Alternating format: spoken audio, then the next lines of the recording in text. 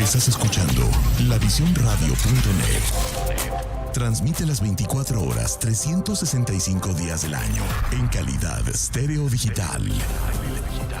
Lavisión.radio.net. Oficinas centrales 1394 Indian Trail Road, Suite 202, Norcross, Georgia. Teléfono en el estudio 678-477-3036. La Povisión. Amigas y amigos, les habla Luis Velázquez. Les invito a escuchar mi programa Diálogo Internacional por lavisión.radio.net. En este programa podrán escuchar en vivo los análisis de expertos sobre la actualidad mundial, así como sobre los puntos que componen la agenda política global. Diálogo Internacional con Luis Velázquez. Martes a las 9 de la mañana por lavisión.radio.net. Información que va contigo.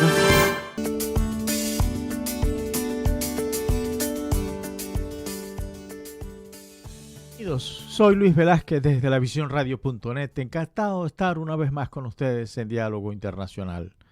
Son las 9 de la mañana de hoy, 7 de marzo del 2023. En los controles de audio, como siempre, Mayerlin. ¿Cómo has estado, mi querida amiga?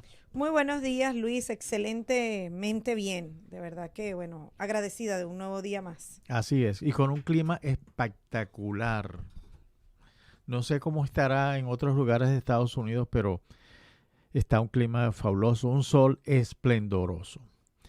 Nuestro número de teléfono es el 678-477-3036 y asimismo se pueden comunicar con nosotros a través de las redes sociales Twitter, Instagram, YouTube, a través de lo cual estamos transmitiendo en vivo y TikTok. En la mañana de hoy conversaremos con la doctora Úrsula Indacochea, abogada peruana, graduada en la Pontificia Universidad Católica de Perú, con estudios concluidos de maestría en Derecho Constitucional por la misma universidad, estudios avanzados en Derechos Humanos en la Universidad Carlos III de Madrid, España. Ha sido becaria de la Relatoría de Defensoras y Defensores de Derechos Humanos de la Comisión Interamericana de Derechos Humanos y desde el 2015 dirige el programa de Independencia Judicial de la Fundación para el Debido Proceso, organización basada en Washington, dedicada a la promoción del Estado de Derecho y de los derechos humanos de América Latina. Muy buenos días, doctora Indacochea. ¿Cómo ha estado? Muy buenos días, Luis. Muchas gracias por invitarme a tu programa. Encantada. El encantado soy yo tener la oportunidad de conversar con usted. Igualmente. Pues bien, vamos a conversar acerca de El Salvador. El Salvador y su presidente, su actual presidente, el señor Nayib Bukele, creo que ocupan desde hace bastante tiempo un centimetraje bastante importante de la prensa mundial. No hay día en que no aparezca mencionado el señor Bukele, por todas las medidas que ha tomado. Se le cuestiona todo en todo caso. Ha sido una gestión bastante difícil, es decir, cualquier gestión gubernamental en el Triángulo Norte de Centroamérica es complicado, porque tiene que pasar por muchas cosas. Esa es una zona bastante deprimida, con grandes problemas, además de los económicos, unos impactos sociales realmente pero inimaginables, ¿no? He tenido desde hace tiempo, he estado muy pendiente de lo que sucede en el Triángulo Norte y me encuentro con realidades que yo nunca había visto, más allá de que, yo vengo de un país igual latinoamericano, con muchos problemas y quizás tanto o más que lo que pudiera tener el Triángulo en estos momentos, pero encuentro que hay muchas personas, miles de personas en esa zona que trabajan básicamente por la comida. Llegan al lugar de trabajo, a la hacienda, a cualquier lugar y a desayunar, guardan una parte de la comida, el almuerzo y guardan una parte del almuerzo y lo mismo la cena, porque eso es parte de lo que come su familia todos los días. Salvando a cada distancia quizás es casi lo mismo de lo que sucede hoy día, lamentablemente, en un país como Venezuela.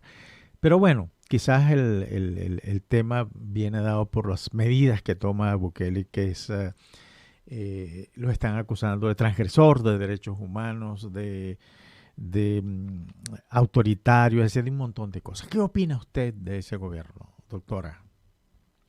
Bueno, para empezar, quiero decir que, bueno, el, el gobierno del presidente Bukele es un gobierno altamente popular, ¿no? Ujú. Tiene una popularidad sin precedentes en América Latina. Sí, sin embargo, esa popularidad ha pasado a reflejarse en un control de dos hasta tres poderes del Estado, ¿no? No solamente esa popularidad lo llevó a la presidencia como un outsider, por así decirlo, ¿no? Como una persona que cuestionaba el sistema de partidos tradicional, que era pues un sistema con dos partidos fuertes, ¿no? De Arena por un lado y el FMLN por el otro, la izquierda y la derecha, y él aparece en la escena como una opción cuestionadora y nueva, fresca, joven, ¿no?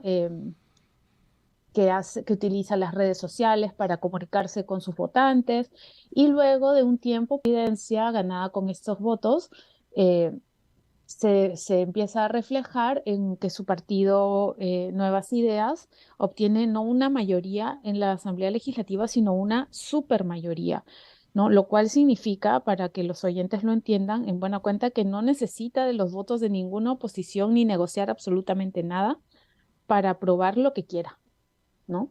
Entonces, eso en un primer momento nos levantó todas las alarmas por los grandes riesgos que eso significaba y por supuesto, lamentablemente vimos después consumados nuestros temores cuando esta asamblea, el primer día de su instalación, destituye al fiscal general, destituye a la totalidad de magistrados de la Sala de lo Constitucional sin siquiera darles el derecho de defensa y lo que es peor aún, sin siquiera debatir ni analizar las causas de estas medidas, sino simplemente así, bueno, votamos, se aprueba y ya está, ¿no?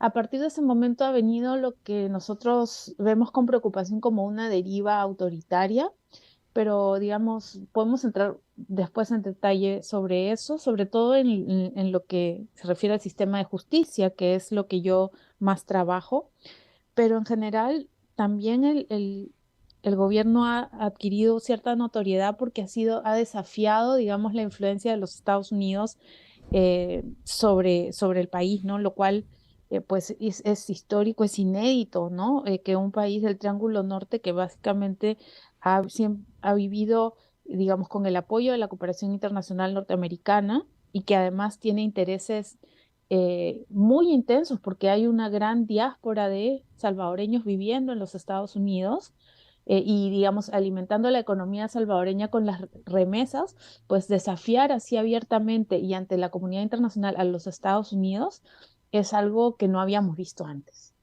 Sí, efectivamente, usted tiene toda la razón. El Triángulo Norte depende mucho de los Estados Unidos.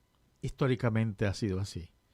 Y eso, como usted dice, es algo inédito, pero solo con el Triángulo Norte que es un problema. Pero sin embargo, usted ha dicho varias cosas muy importantes. El primero, que se ha convertido prácticamente en un adalid en América Latina.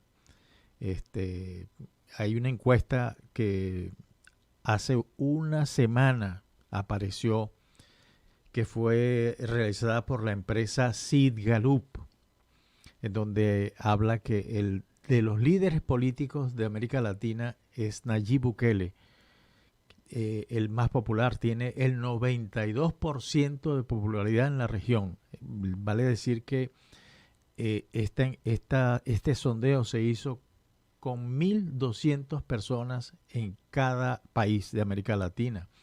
Y el último de la lista es precisamente, de los 13 políticos, es precisamente el señor Rafael López, a quien usted debe tener como referencia, empresario y político peruano, que es el alcalde de Lima y líder del Partido Conservador. Y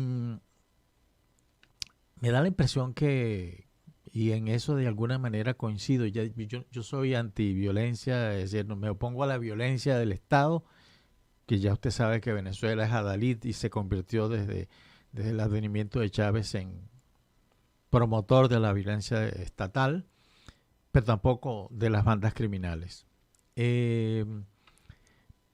Pero se ha convertido como una especie de ley de la libertad. Es decir, hay gente que en El Salvador, y amigos que tengo en El Salvador, profesores universitarios que dicen, oye, estamos pasando días muy tranquilos, ya no tenemos que pagar un peaje a la Mara Salvatrucha 13 o al barrio 18, por ejemplo.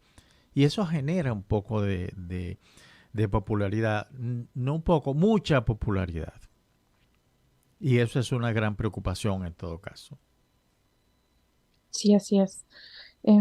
Bueno, quizás a eso que señalas, agregar que el tema de la seguridad interna es un tema eh, que, que Nayib Bukele ha sabido enfrentar y ha sabido reconocer la importancia de ese problema para los salvadoreños y salvadoreñas, pero la estrategia que él ha utilizado para combatir la delincuencia, digamos, innegablemente es efectiva, pero el problema es si es sostenible y cuál es el costo que se paga por esa estrategia, ¿no? Tener al 1% de la población encarcelada eh, es alarmante desde un punto de vista de, digamos, del punitivismo, ¿no? Del Estado, y peor aún si, como ya varios reportajes de periodismo de investigación han dado evidencias de que esta estrategia comenzó, por lo menos no hay todavía evidencia de si eso sigue siendo así, pero comenzó con una negociación con las pandillas, ¿no? Una negociación que no fue abierta, una negociación que tenía, por un lado, beneficios para los pandilleros que estaban, o para los líderes de las pandillas que estaban detenidos, pero por otro lado también la reducción de homicidios que habría sido pactada en un principio, y también los votos, ¿no? Definitivamente el problema de las pandillas, no solo un problema en El Salvador, pero es un problema serio, y entiendo muy bien que la gente se sienta aliviada por poder hacer una vida normal que pueda utilizar los espacios públicos sin miedo. El problema es cuánto tiempo va a durar esto, ¿no? Y cuánto están dando a cambio sin darse cuenta. Sí. Preparándome para esta conversación con usted, doctora, yo me decía, leyendo informes, leyendo la prensa, yo me preguntaba, bueno, pero lo que vemos básicamente es una tregua, pero una tregua obligada, una tregua para bajar la violencia en El Salvador, cosa que lo ha conseguido, el objetivo se alcanzó, pero ¿podría ser sostenible? Esa es la primera pregunta. Si no se atacan otras cosas que son el origen real de la actuación de las bandas criminales en ese país y en todo el mundo. ¿Sería sostenible eso en primer lugar? En el caso del tratamiento que se le está dando a las pandillas, usted como especialista en el tema de los derechos humanos, ¿se puede hablar de violación de derechos humanos cuando las propias pandillas no han tenido así como muy claro qué es derechos humanos ni por qué hay que defenderlos? Dos preguntas, doctora. Bueno, sobre el tema de la sostenibilidad, ha habido recientemente un intercambio por Twitter entre el presidente de Colombia, Gustavo Petro, y Nayib Bukele, justamente sobre ese tema. Y bueno, Petro criticaba a Bukele diciéndole, bueno, su estrategia de mano dura no es la respuesta para la violencia, porque la violencia no se puede combatir con violencia, porque la experiencia que tenemos en la región de estrategias de política de mano dura, como por ejemplo la guerra contra las drogas en México, ¿no? Son estrategias que en el corto plazo dan resultados, pero en el largo plazo generan una violencia aún mayor. Entonces, eso es una cosa que hay que tener, digamos, en el radar. El presidente colombiano Petro le decía a Bukele: nosotros combatimos la violencia con escuelas, con universidades, con centros de recreación. Y creo que no es menor la experiencia colombiana, porque muchos que criticaron, digamos, la negociación supuesta entre Bukele y las pandillas, dijeron también que la negociación con pandillas no era algo nuevo de este gobierno, que era algo que los gobiernos anteriores también habían hecho, quizá en menor escala y más con fines electorales, pero que no debía hacerse, digamos, fuera del espacio público, que esa negociación debía haber sido abierta, debía haber sido como similar al proceso de paz que tuvo Colombia con las guerrillas de, de la FARC, por ejemplo, ¿no? Entonces es un asunto para pensarlo. Eh, ese proceso de negociación en Colombia tuvo el apoyo internacional y duró mucho tiempo esa negociación. Y bueno, nadie puede decir que haya sido exitosa todavía, pero es un largo proceso. Lo que no creo que pueda servir es encarcelar a un alto porcentaje de la población, que además estas medidas de encarcelamiento y de régimen de excepción vienen acompañadas de otras, ¿no? Que quizás te voy a comentar más en detalle, pero que básicamente sacrifican cualquier derecho y cualquier ciudadano que podría terminar envuelto en ese laberinto judicial, carcelario, pues no tiene forma de escapar, básicamente. Y sobre tu segunda pregunta de por qué hablar del respeto de los derechos humanos si las pandillas nunca los respetaron, eso es un argumento, digamos, efectista, pero creo que hay que darle una respuesta. Y la respuesta es que los derechos humanos son una victoria civilizatoria, un logro civilizatorio. Es decir, que nosotros no tomemos la violencia por propia mano como lo hicieron las pandillas, es digamos, un avance y un reconocimiento de que más allá de las circunstancias personales que podamos tener, todos somos humanos y tenemos dignidad hasta en la peor situación en la que nos encontremos.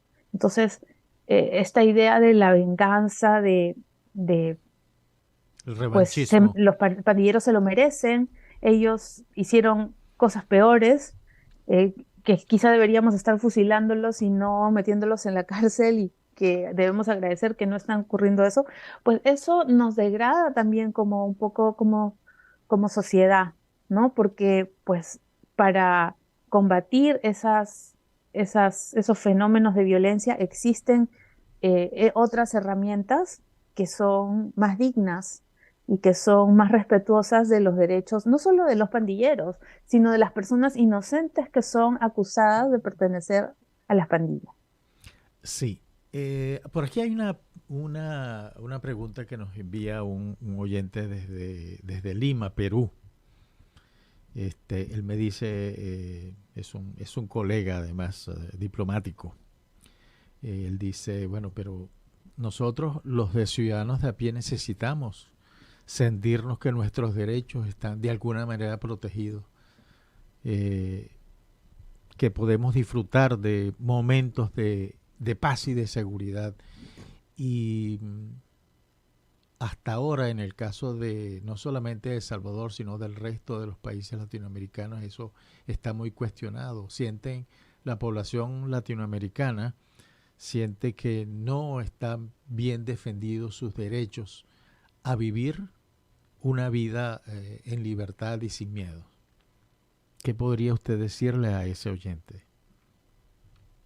Mire, el sistema, digamos, de división de poderes en El Salvador creo que se ha desdibujado muchísimo en este gobierno.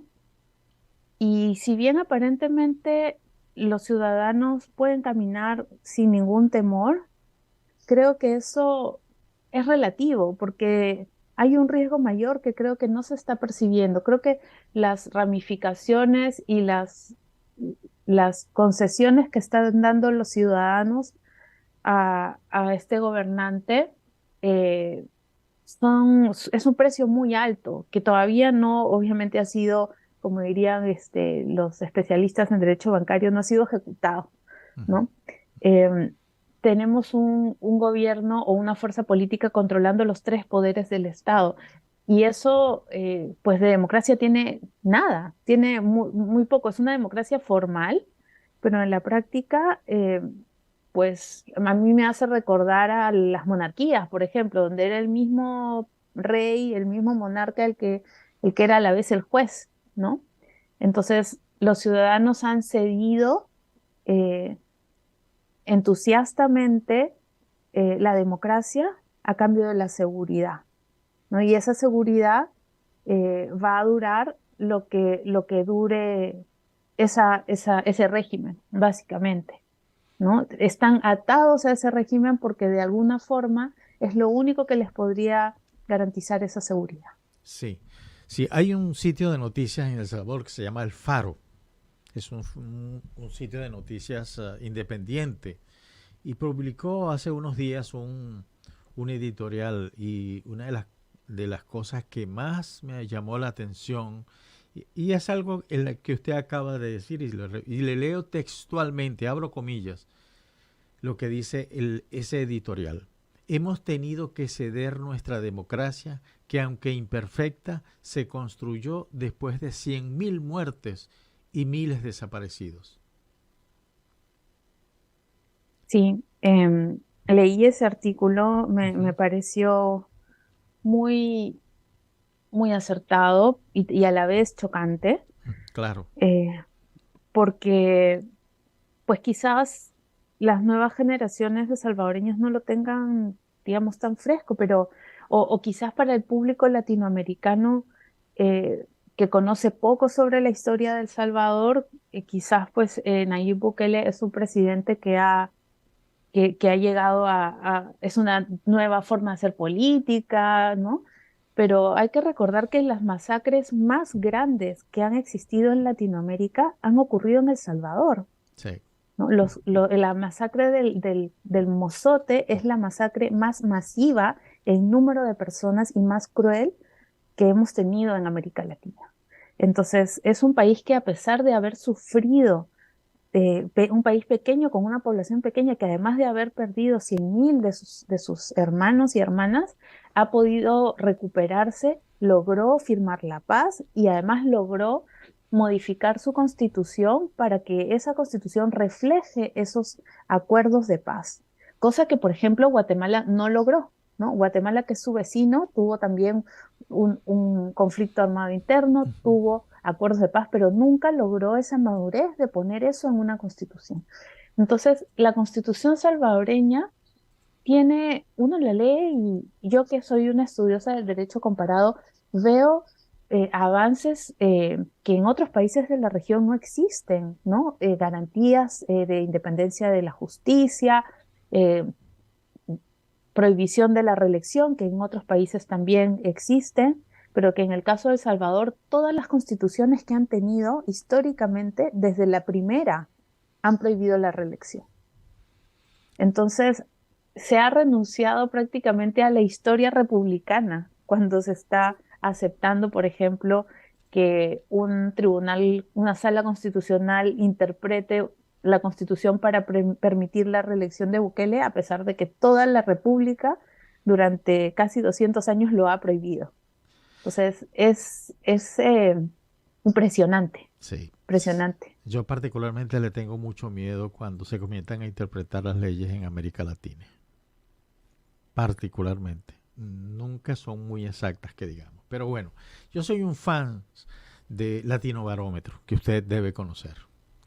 Y sí, le digo algo, en 2018 solamente el 28% de la población consideraba importante la democracia. Pero el 50% de la población consideraba que no le importaba vivir ni en democracia o en dictadura, siempre y cuando lo resolvieran los problemas. Más recientemente, a un año atrás, el mismo Latino Barómetro en un sondeo de opinión, dijo, el 80% de la población de la región no cree en las instituciones, incluyendo la Iglesia Católica, ni en la política, ni en los políticos. Yo me pregunto, doctora, todo esto es un problema de una democracia que no se ha actualizado, que no está dando respuesta por alguna razón en particular. Es un problema de qué tipo. Le he tratado de encontrar un origen a todo esto, pero vemos casos como el de Venezuela, que ya se lo he nombrado varias veces, caso Bolivia hoy en día, caso Argentina, Perú, por ejemplo, que ya lleva 6 presidentes en poco tiempo, Ecuador, que es el que menos tiene problemas, pero sin embargo tienen un presidente que lo ha intentado todo, pero no ha podido, no lo han dejado. Chile y por supuesto Brasil, que hace poco, después del ascenso al poder del presidente Lula, hubo un movimiento casi sísmico en el país. Es un problema de la democracia que no está dando las respuestas adecuadas a una región. Sí, cuando vemos el fenómeno Bukele también tenemos que pensar cuáles son las condiciones que permitieron llegar hasta donde estamos, ¿no? Esto no es algo que no se hubiese podido prever. Yo creo que quizás no hemos querido ver, ¿no? Que en general estamos ante una crisis extendida de la democracia, no solamente en América Latina ni en El Salvador, sino en el mundo, ¿no? Y eso va un poco de la mano también con el liderazgo de los Estados Unidos como defensor o adalid de la democracia en el mundo, ¿no? Cuando los Estados Unidos va perdiendo influencia y va como contrapartida aumentando la influencia de otro tipo de potencias mundiales como Rusia o como China, que digamos que no necesariamente condicionan sus apoyos de cooperación al respeto de los derechos humanos, como sí lo hace los Estados Unidos, ¿no? Los Estados Unidos coopera, da ayuda, pero igual condiciona también esa ayuda a ciertas condiciones mínimas, ¿no? Pero en otros países no. Entonces, esa pérdida de influencia y la entrada, digamos, de otras potencias también debilita la democracia. Y sobre este fenómeno que estoy describiendo, visto desde el ciudadano, ¿no? El ciudadano dice, bueno, ¿qué me está dando a mí la democracia? ¿No? Cuando pensaba en Perú, por ejemplo, en mi país y en las protestas, leí un texto, creo que fue un artículo en El País, que hablaba sobre la distinción entre el derecho y la justicia, ¿no? Puede haber normas de derecho obligatorias, pero que son injustas, como lo hubo, por ejemplo, en la Alemania nazi, pero también puede haber justicia sin derecho. Entonces, cuando vemos las protestas masivas en Perú o en Chile, ¿no? en el año 99 o 2000, 2019. No, 2018, vemos un reclamo masivo de la población por demandas que ellos consideran justas, incluso si eso implica desconocer el derecho vigente. Ven el derecho como una herramienta de opresión, ¿no? Una herramienta que es manipulada por los poderosos para quitarles participación, quitarles derechos sociales, darles menos educación, ¿no? Yo creo que también vemos este fenómeno en El Salvador, ¿no? Que las personas pueden considerar demandas justas, justicia social, ¿no? Justicia, digamos, reflejada en tener seguridad para caminar por la calle, sin importarles si eso implica que se rompan las normas más básicas, que son las normas que protegen a los derechos humanos. Sí, efectivamente. Doctora, si usted nos permite, vamos a la primera pausa y ya regresamos. Estamos conversando con la doctora Úrsula Indacochea sobre El Salvador y Bukele.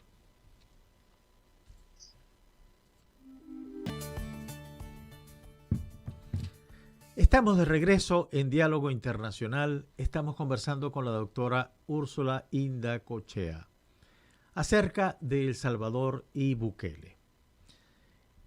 Doctora, usted ha dicho muchas cosas bien importantes en todo esto y ha tocado áreas bien, definitivamente bien importantes, porque tocó sin querer temas como, por ejemplo, la educación y la cultura de alguna manera. Al no entenderse la ley, al no entenderse lo que está sucediendo en el mundo, pasa fundamentalmente por ahí. Tocó el tema de un tema muy sensible, que es que no podemos volver a la era de piedra en todo caso, donde la justicia no existía la decisión de una persona que mataba, asesinaba o lo que sea. Es decir, hay algo de eso, ¿no? Eso no se puede volver. Pero sin embargo, doctora, hay un viejo diplomático amigo que una vez en una reunión me dijo: Luis, porque había una negociación, y entonces él se acercó y me dijo: Luis, hay que ponerse en los zapatos de los demás para poder entender realmente lo que le está preocupando o cuál es el problema. Y por supuesto, la reacción y el comportamiento de la ciudadanía salvadoreña y del latinoamericano oprimido, pues por supuesto uno puede de repente entender esa posición de que este señor esté ocupando el primer lugar de los líderes latinoamericanos. Bueno, por lo menos fue Bukele que está dando alguna respuesta a uno de los problemas más graves que tiene la sociedad latinoamericana, que es la violencia de pandilla. Fíjese usted que en el caso, por ejemplo, de la captura del hijo del Chapo Guzmán, ocasionó 29 muertos. Nada más que eso. Y eso es bien grave lo que sucede en América Latina. Yo no recuerdo que nosotros en Venezuela hayamos tenido un momento de paz y de tranquilidad. No ha habido todavía un día sin delito. Eso es imposible que suceda, doctora. Usted como jurista. Sí, bueno, Bukele dice que va a cumplir, creo que 300 días sin homicidios, me parece, o algo así. Es como una campaña publicitaria que él utiliza, ¿no? Para decir, bueno, eso es difícil de creer, ¿no? Pregúntele a las organizaciones feministas o que protegen los derechos de las mujeres a vivir sin violencia, si eso realmente es así, ¿no? Claro. Sería muy bueno saberlo. Pero bueno, lo que yo quisiera quizás contarle un poco es sobre el sistema de justicia y lo que significa, y creo que para mí eso es una cosa, una evidencia muy fuerte sobre hacia dónde puede ir esta deriva en el caso de El Salvador, porque es algo que además he estudiado a fondo, he documentado también, y me gustaría un poco compartir lo que encontré. Adelante, doctora, adelante. Mire, normalmente yo he observado distintos países en los que llegan gobiernos con proyectos transformadores, proyectos políticos revolucionarios, por así decirlo, ¿no? Que quieren cambiar el statu quo radicalmente, ¿no? Venezuela es uno de ellos, también Nicaragua, Bolivia, Ecuador, ¿no? Todos estos proyectos tienen algo en común, que es que estos proyectos políticos necesitan no sentirse limitados por las reglas de juego o las líneas, digamos, de meta que les pone la Constitución o las leyes internas, ¿no? La Constitución es como una cancha de fútbol, ¿no? Las líneas que están delimitando la cancha, y dentro de la cancha se pueden dar distintos partidos, se pueden jugar distintas cosas, ¿no? Entonces, las Cortes Supremas, los poderes judiciales son como los árbitros de línea. Ellos resguardan que el juego que se dé dentro, cualquiera que sea, pues respete esos límites, el juego político. Pero los proyectos transformadores necesitan que esos límites sean más grandes. Y a veces no quieren cambiar su constitución. A veces cambian la constitución, como lo hizo Evo Morales, como lo hizo Correa en Ecuador. Chávez. También, exacto, y ahora otros lo hacen interpretando, ¿no? Interpretando, como usted dijo, logrando que las cortes interpreten la Constitución para que diga algo que no dice. En el caso de El Salvador, pues como conté al inicio, llega Bukele, después, poco tiempo después logra controlar una supermayoría en el Parlamento, y lo que ocurre inmediatamente después es el cambio de la Sala de lo Constitucional de El Salvador, ¿no? Simplemente llegan el primer día, destituyen a todos los magistrados suplentes y titulares y al fiscal general y ponen sus reemplazos directamente. Muchos piensan, esto fue como un golpe internacional, así como lo fue cuando Bukele metió a los militares dentro de la asamblea en esas fotos que dieron la vuelta al mundo. Así es. Pero lo que yo logré encontrar es que esto no comenzó allí, ¿no? Esta estrategia de captura de la justicia, como yo la llamo, empezó antes, empezó con un primer paso, una primera fase que fue un descrédito sostenido, una estrategia de crítica de la Corte en los medios, ¿no? Decir que son corruptos, decir que ellos se oponen al cambio, que están allí para defender los intereses de los políticos tradicionales. Entonces, esa cosa que va a cuentagotas empieza a crear en los ciudadanos desconfianza respecto de la justicia. Tanto que cuesta que la gente confíe en la justicia y pueden venir los políticos y lo destruyen muy rápidamente. Entonces, cuando ya se destituye a la sala, ya hay todo un ambiente que lo puede justificar, que dice, bueno, pero sí, está bien que saquen a estos corruptos, está bien que saquen a estos magistrados que se oponen al progreso, que se oponen al presidente, que se oponen a la voluntad popular, ¿no?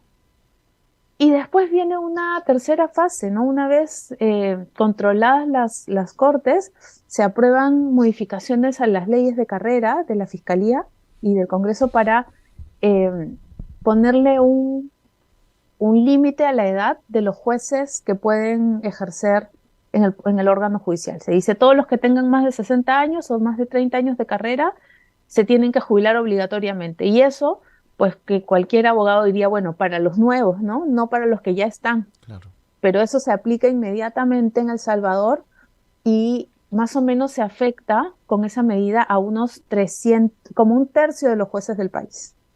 ¿Y por qué es importante esto, no?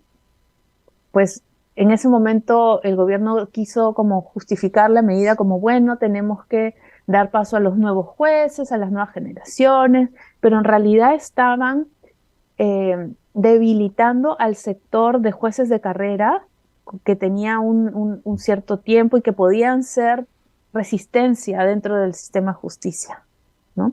Y les dicen, bueno, estos 700 y tantos jueces les dicen, bueno, antes de que entre en vigencia esta ley y los echemos a su casa, les vamos a ofrecer algo. Si ustedes voluntariamente se aceptan retirarse, les vamos a dar un bono de 12 sueldos. Ahí se va un sector, ¿no? Un sector aceptó y dijo, bueno, mejor me voy con algo que con nada, ¿no? Y a los que quedaron les dijeron, bueno, ustedes pueden seguir trabajando como jueces, pero tienen que aceptar voluntariamente estar en un régimen de contratación, prácticamente contrato de servicios, ¿no? Como un consultor del juzgado, ¿no? Jueces con contrato que pueden ser, que no tienen un nombramiento, que pueden ser despedidos al día siguiente con una carta de agradecimiento. Y ahí se va casi todos los 700 jueces. Solo 5 jueces no aceptan esa situación, incluyendo el juez que lleva el caso de la masacre del Mozote. Entonces yo llamo esto la estrategia de la voluntad, porque una vez que destituyen a la Corte Suprema, de pronto aparecen cartas idénticas de renuncia, donde los mismos destituidos dicen, bueno, no, renuncio a reclamar cualquier cosa, yo no voy a reclamar, voluntariamente estoy aceptando esto. Y después voluntariamente los jueces aceptan irse a cambio de 12 sueldos y después voluntariamente aceptan estar por contrato. Entonces, cualquier abogado sabe que cuando uno consiente en algo y después es muy difícil cuestionarlo. Claro. ¿No? Esta situación ha llevado a que prácticamente en el Poder Judicial de El Salvador los pocos jueces independientes que existen deben estar, como dice, caminando sobre puntitas porque no pueden hacer ningún movimiento en falso ni que vaya, digamos, contra ninguna política del gobierno, porque inmediatamente con una carta simple serían enviados a su casa. Eso debilita muchísimo y básicamente deja la totalidad de los jueces del país a merced de los intereses y de las políticas de gobierno. En vez de ponerles límites y proteger a los ciudadanos, estos jueces le deben su carrera al poder político. Claro. Eso que usted acaba de decir, con lo que estoy plenamente de acuerdo, pero me tocó muy de cerca. Y le voy a explicar por qué.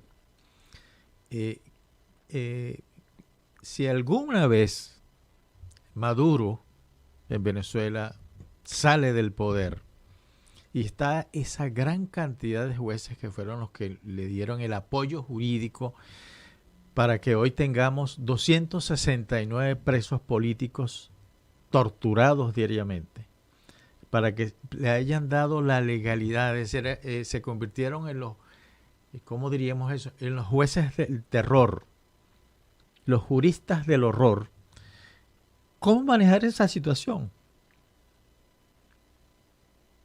Es terrible, es terrible. Lo hemos pensado en el caso de Venezuela también. De hecho, tenemos un informe sobre cómo sería la transición de la justicia en Venezuela, digamos, en lo que llamaríamos el día cero, porque, digamos, si en algún momento el régimen actual del presidente Maduro cae, ya sea, digamos, por una negociación o sea por una vía, digamos, violenta, vamos a tener ese día a muchas personas detenidas, militares, personas del gobierno, Así es. que van a ser juzgadas, tienen que ser llevadas ante un juez, ¿no? Para que verifique su detención. Y esos jueces van a ser los jueces que ese mismo régimen ha puesto. Entonces, ¿qué hacer? Mandar todos los jueces a su casa y buscar nuevos, ¿no? ¿O hay alguna fórmula de transición que tiene que hacerse, que yo creo que es posible? Hay que hacer como un cuerpo transitorio, una burbuja que pueda procesar este tipo de situaciones transitoriamente hasta que la justicia sea recompuesta, ¿no? Sí, sí. Ahora, le pregunto, ¿qué se viene en El Salvador? Tomando en cuenta que un aspirante fuerte a repetir un periodo de gobierno es precisamente el presidente Bukele. Yo creo que la reelección de Bukele es un dato que ya debemos dar por sentado. Yo no veo cómo no podría ser reelegido, ¿no? Eso creo que creo que el régimen va a empezar a desgastarse por sí mismo cuando económicamente El Salvador empiece a tener problemas, ¿no? El Salvador no es Venezuela, El Salvador no tiene reservas de petróleo, es un país que depende muchísimo de los Estados Unidos, lo quiera o no. La apuesta esta del Bitcoin, que fue, o sea, bueno, no sé si todos lo saben, los oyentes, pero El Salvador tiene como moneda, bueno, hasta hace poco, moneda oficial el dólar. Entonces, ese tema, digamos, no es menor porque le permite a los Estados Unidos de alguna manera controlar la economía salvadoreña a través del control del dólar. Pero, digamos, fuera de eso, creo que esta apuesta por el Bitcoin no fue una buena idea, ¿no? Finalmente fracasó, era muy, muy inestable, nadie casi usa el Bitcoin en El Salvador, muy pocos, la verdad. Y además, creo que al intentar, digamos, abrir excesivamente este mercado de estas monedas digitales, chocó con intereses que en principio lo apoyaban, que son en los intereses de un sector del Partido Republicano de los Estados Unidos, que por más apoyo que pueda darle al presidente Bukele, pues no van a permitir que sus intereses económicos sean afectados. Claro, eso está muy claro. Ahora, yo lo veo de la siguiente manera. Yo estoy de acuerdo con usted que este efecto inmediato de paz, producto del desbaratamiento de la estructura de las bandas criminales en Ecuador, eso es a corto plazo. Será insostenible hasta tanto no se ataquen los problemas que realmente son los que mantienen al país en el más completo atraso. Por ejemplo, la desigualdad, los problemas, la exclusión, sobre todo los jóvenes. Son esas dos cosas, la pobreza, esas tres cosas son precisamente el caldo de cultivo de la violencia y lo que ha dado en todo esto. Y tengo la sensación, y creo que usted, por lo que nos ha explicado, está de acuerdo con eso, que al no manejarse esas variables como se deben, las bandas volverán. Porque el problema de las maras no es solamente un problema de Salvador o de Centroamérica, es también un problema de Estados Unidos. Porque acá fue donde nacieron. Sí, o sea, ponte a pensar, el 1% de la población encarcelada, ese 1% está más, digamos, de manera general, y acá estoy hablando gruesamente, compuesto por hombres jóvenes entre 18 y 25 años, que son un capital humano que que no está estudiando, que no está trabajando, que no está haciendo crecer la economía, ¿no? Los efectos de esto los vamos a ver también a largo plazo, ¿no? ¿De dónde van a salir los futuros profesionales de El Salvador? ¿Dónde van a estar los futuros trabajadores, técnicos, operarios, qué sé yo? O sea, todo lo que es esa capa, digamos, demográfica del país significa. Es el mejor uso de esas personas, estar encerrados y hacinados como si fuera un campo de concentración, o deberíamos estar buscando otras soluciones. Sí, sí. Ahora, yo en estos momentos me siento un poco, si se quiere, confundido, porque fíjese, por un lado hay un presidente que está dando una respuesta al tema de las bandas criminales y conviviendo con un subdesarrollo impresionante en ese país, con una desigualdad terrible. Pero creo que no es distinto en América Latina. Ahora, ¿cómo agarrar y analizar ese tema que tiene tantas aristas? ¿Cómo poder hacer un análisis lo suficientemente equilibrado para decir, bueno, Bukele es un autoritario o los demás? Por lo menos Bukele está haciendo algo por la violencia, pero sin embargo en Venezuela el Estado promueve las bandas criminales simplemente para el control social. Claro. Bueno, hay otros aspectos que vienen junto con este tipo de políticas, ¿no? Como por ejemplo, una de las cosas que más me llamó la atención cuando llegué a El Salvador por primera vez, y también me pasó cuando fui a Honduras, es que yo entraba en una tienda y en la puerta había dos señoras con unas metralletas AKM de seguridad privada, ¿no? Qué terrible. Eso era normal al parecer para todo el mundo. Yo veo a alguien con un arma en la mano y pues normalmente, como cualquier ser humano, me pongo un poco nerviosa. Claro. Pero eso era muy normal en El Salvador porque había todo un negocio de seguridad privada en torno a la inseguridad. La inseguridad es un negocio para muchos, ¿no? Así como las cárceles es un negocio, porque Sí. para estar en la cárcel, pues hay que comprar uniformes, hay que tener raciones de comida, una serie de cosas, y por lo que entiendo, los presos en las cárceles de El Salvador necesitan pagar, o sus familias necesitan pagar montos, creo que son superiores a los $200 al mes, que para muchos no es una cantidad posible, sobre todo si las personas que están detenidas son las que proveían de ingresos a la familia, ¿no? Es un problema social mucho mayor el que se está creando, y hay negocios también en torno a este tipo de políticas que no podemos dejar fuera de la foto. Claro. Por eso le decía, me siento que hay demasiadas variables en todo este problema y es difícil analizar y dar una opinión lo suficientemente equilibrada. ¿Quién tiene o no tiene la razón? Sí, yo creo que no es cuestión de razones, ¿no? Las organizaciones de derechos humanos no estamos en contra de Bukele, estamos a favor de políticas estatales que atiendan los verdaderos problemas de la gente, respetando sus derechos humanos y respetando la dignidad de todas y todos. Y eso independientemente del color político del gobierno, ¿no? Si lo hace un gobierno de derecha o un gobierno de izquierda, igual lo vamos a señalar.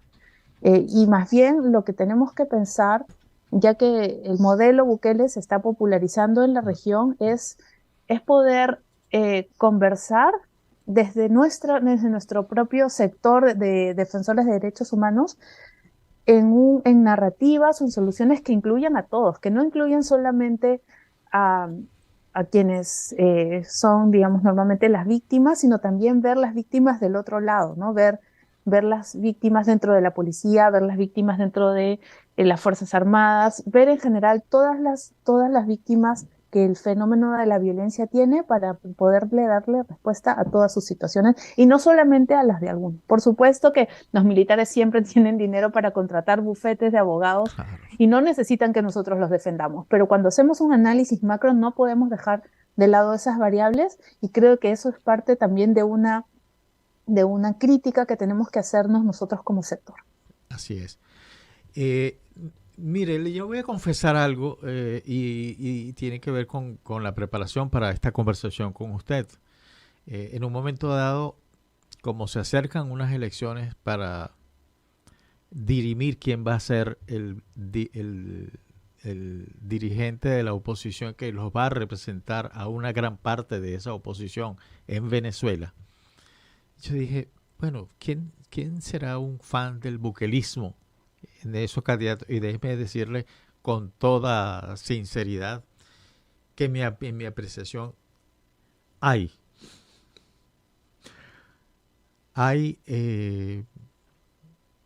buquelistas en Venezuela. Por supuesto. Y hay muchos venezolanos en El Salvador también alrededor del círculo presidencial que son de oposición, además. De la oposición venezolana que, bueno, eso ya está documentado en la prensa, ¿no? Sí, que son asesores de Bukele.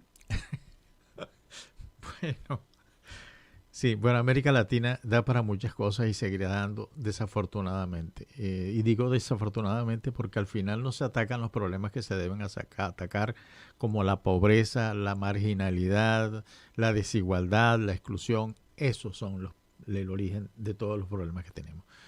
Doctora, ha sido un enorme placer tenerla en Diálogo Internacional. Muchas gracias por su tiempo. Ha sido una conversación bastante fructífera, pero bastante didáctica para comprender de dónde venimos, dónde estamos y para dónde vamos, como le decía yo a mis alumnos en la universidad. Muchas gracias, Luis, a ti por la invitación. Muchas gracias y me gustaría poder contar con usted para próximos programas que tengan que ver con temas como este. Por supuesto, claro que sí. Bueno, muchas gracias Un saludo a usted, muchas gracias Mayerlin y muchas gracias a la audiencia.